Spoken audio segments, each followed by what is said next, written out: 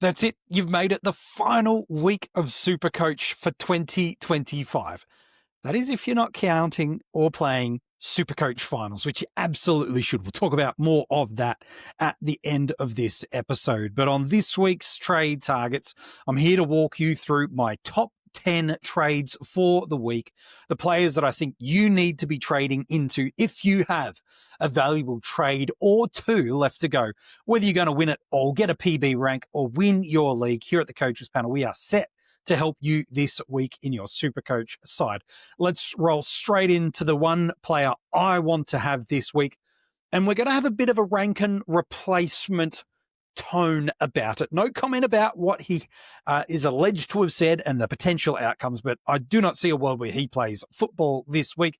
As a result, Jeremy Cameron is my number one trade target this week. It costs you nothing from the asset to get from Rankin to Cameron, and you're getting into a guy that's got that real ceiling potential to put on an absolute monster. Goalless last week against the Swans, but he's coming up against a Richmond team that not only will be without a Nick Vlaston off an ankle injury, but also Richmond are the number 4 side to score against for key position forwards over the last 5 weeks. He's got a great matchup.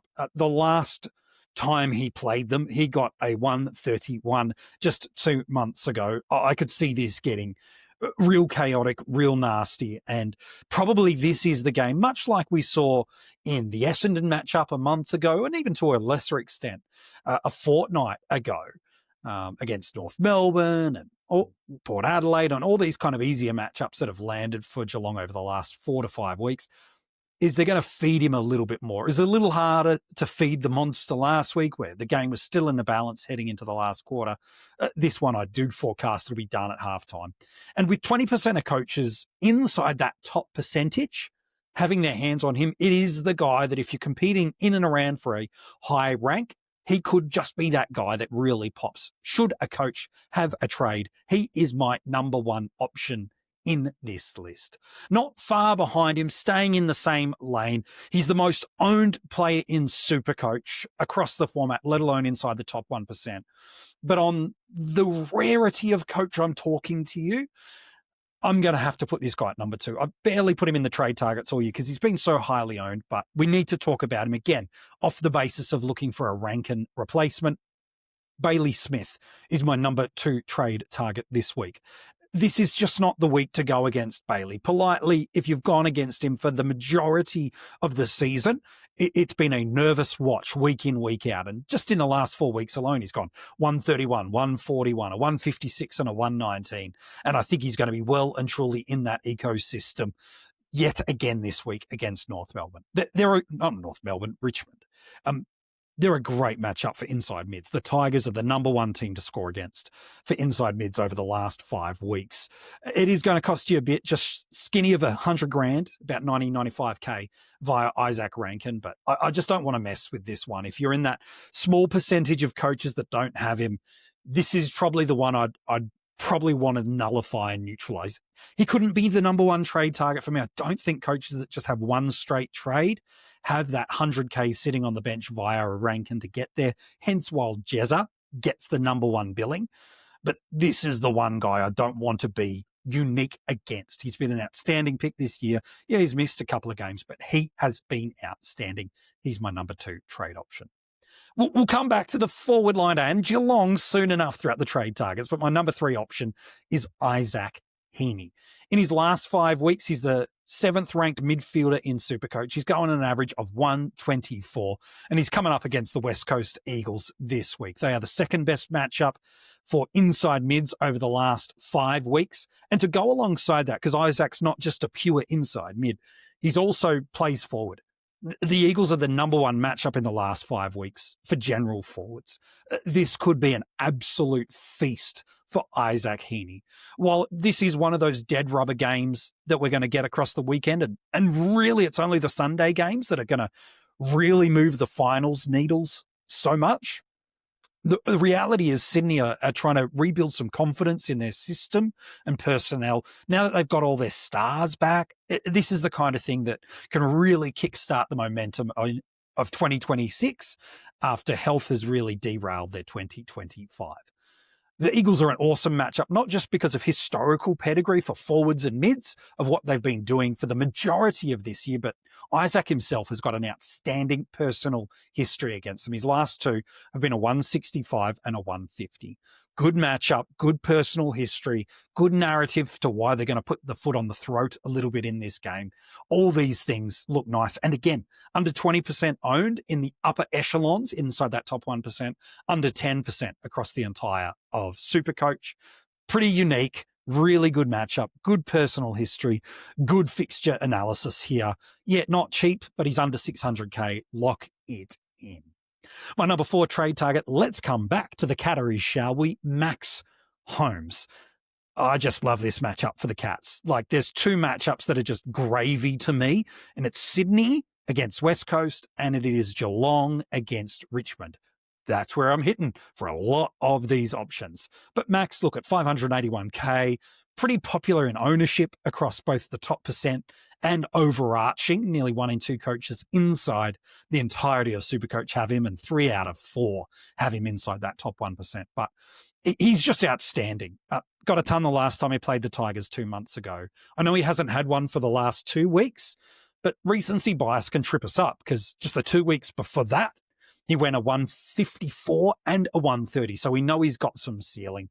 That Tigers matchup, I've already talked about how good it is for inside mids. It's the number 1 matchup for our midfielders right now in SuperCoach. I want my share on this. And he's not just an inside mid. He's getting it done through that halfback, through those wing and transition.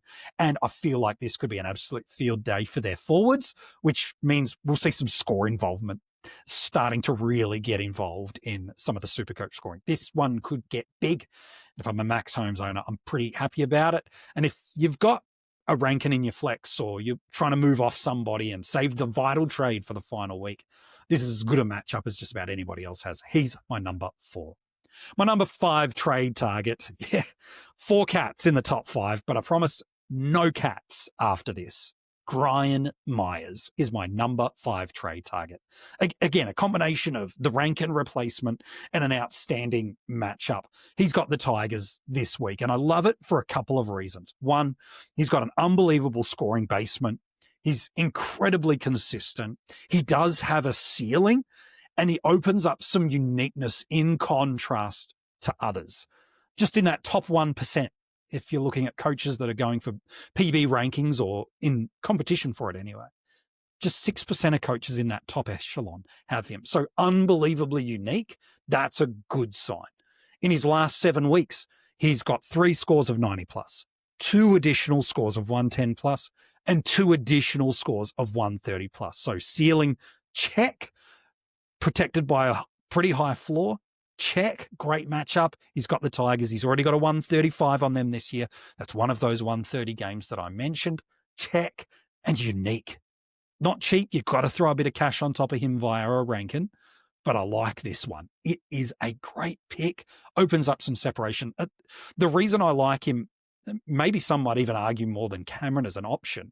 Again, Jezza gets you there and in a much easier pathway is, while he probably doesn't have the 150 game plus that a Jeremy Cameron might, I don't forecast a 60 or 70 to come from him. There's no vest coming for him. There's no rest. That's just not the way it's going to work. So awesome basement, unique with a ceiling and a great matchup. Happy days, go for it. So my top 5 trade targets, 4 Cats, right? Unbelievable, but we just need 1 game out of these guys. It's Cameron, it's Smith. Then we're diverging to the Swans for Heaney. Then we're coming back to Holmes and to Gryan Miers. Let's give you some uniques. Let's give you some other positions to be able to help you out too. Let's go real wild and unique. My number 6 trade target is Harry Mackay. In the last 3 weeks, only Bailey Smith has a better average than him. He's going on average in his last 3 of 117. And I love this pick for you. You make yourself about 70 grand off Isaac Rankin. So if you're in the luxurious position of having 2 trades available or a boost, you remember those, right? And having 3, you can make some moves out of this. So I like it for that reason. But he's coming up against Essendon this week, early in the round, who are going to have to manage themselves to some degree with yet again 2 games over a week period. The Bombers are the number 1 matchup for key position forwards over the last 5 weeks.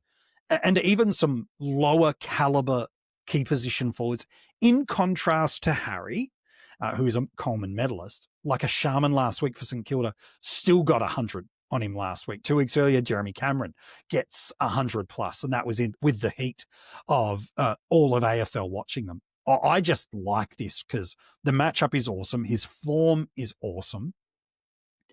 And just 9 coaches, 9, own him inside that top 1%. And there's multiple ways you can get here, right? So not only is he a money saver if you're in the 2 trade space of being able to get out of a Rankin or not, but maybe you've only got 1 trade, you're not a Rankin owner, and you're not happy with some of what the likes of maybe a Matt Kennedy type have been able to offer you over the last couple of weeks. Maybe you're using a Luke Jackson to float between your ruck and forwards, and you're not too sure. Well, the commentary is positive. Nothing definitive at time of recording has come out that Brodie Grundy will play this week. All of a sudden you're like, okay, well, Jackson forward, but I don't want to put Archer May or a Taj Houghton or something like that on field. But I've got a little bit of cash left. Easy. Bang. Off you go. I've got 1 trade. I can protect that, have a look at the Thursday night loophole and bring in if I need. So there's a lot of different movable pieces here with an early fixture, great form, great matchup, and a pretty handy price point that makes him relatively enticing. I really like this one as a play. Probably the best value pick of the week as far as I'm concerned, especially when you take into the trade consideration of who and how you're needing to get there. My number 7 trade target. Let's head back into the midfield for you. Let's help you out with a guy that has got 12 tons in his last 13 games, and he's gone nothing under 90 in the last 13 games. Who am I talking about? Matt Rowell. In the last 3 rounds, nobody is averaging more than him, with the exception of Marcus Bontempelli and Brodie Grundy, if you factor in his 3-game rolling average, not so much the last 3 rounds. Just been unbelievable for us this year. Not cheap, right? But unbelievable nonetheless. Port Adelaide, I know, is the matchup we often try to have historically avoided this year, but the last 5 weeks, the narrative has really turned. Do you believe that they can muster up one last emotive energy game to beat the Suns? I'm not too sure. Again, they've got the same double matchup this round, but Matt Rowell's pushing for a Brownlow medal. He's legitimately a chance. And Port Adelaide have been the 3rd easiest team to score against for inside mids over the last 5 weeks. And it's been shown that teams are choosing to try to lock down a Noah Anderson over a Matt Rowell, believing his impact per possession around the ground, not just at stoppage moments or clearance moments, feels a little bit more to the eye impactful. So they kind of got to go after one. So they go after Noah a little bit more than Matt. That's good news for him. But relatively unique across not only the formats, but inside that top %. Great ceiling. Unbelievable what he's been able to do this year. What a value buy he would have been in the middle portion of the year. But if you're looking for a Saturday kind of real shaping the movement, I know it's the Friday night game, but that Saturday game get opened up and you want to be able to put some pressure on a fixture matchup or put an early dent into coaches' opportunities of what they could do. If you've got the salary cap, I love this matchup. It could be huge for Matt Rowell. 3 guys left to go inside my top 10. Chad Warner is my number 8 trade target. He's been real up and down for us this year. He's picked up forward status, but I like it purely for the matchup. Again, another player that you can jump into that does 2 things for you. 1, protects potentially a unique guy that could have exposed you with a great matchup against West Coast this week. So you kind of a protective trade. And 2, it's not someone you've got to invest some salary cap capital if you're moving out of an Isaac Rankin. In fact, you'll pocket a little bit of cash. But I love this Eagles matchup for him. They are the top 5 for a bunch of different areas for easiest to score against in forwards, in rucks, in inside mids. It's an outstanding matchup. I just love this for Chad. All the attention, if it's ever going to go anywhere for West Coast, who don't really go after it hard. I know Jack Graham does do that role, but I can't see Graham staying with Heaney inside when he pushes forward. And if then Graham chooses and is assigned to tag, I just don't see him having the speed and pace to be able to stay with Warner from from clearance and stoppage. Therefore, I'm happy to put him in there if you like. Money's tight and I need to protect a guy that matchup-wise in my head-to-head could hurt me. Yeah, this guy could do some damage to you this week. I love Chad Warner. I'll put him there. 2 more trades left. I haven't given you a defender outside of Max Holmes. So let's get you something a little bit cheaper, maybe a little bit more in the price range where you might need to be shopping as an Isaac Rankin trader. Locky Whitfield is my number 9 trade target. He's been one of the best defenders all year, like top 10 over the last 3, top 10 over the last 5, top 10 over the whole year, actually. In his last 6 weeks, he's had nothing under 99.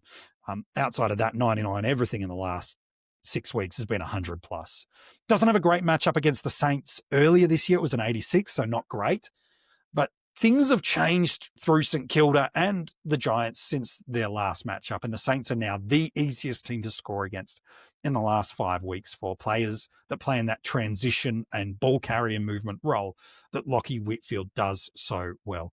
They're a positive matchup for players that take kick-ins, which Locky does too.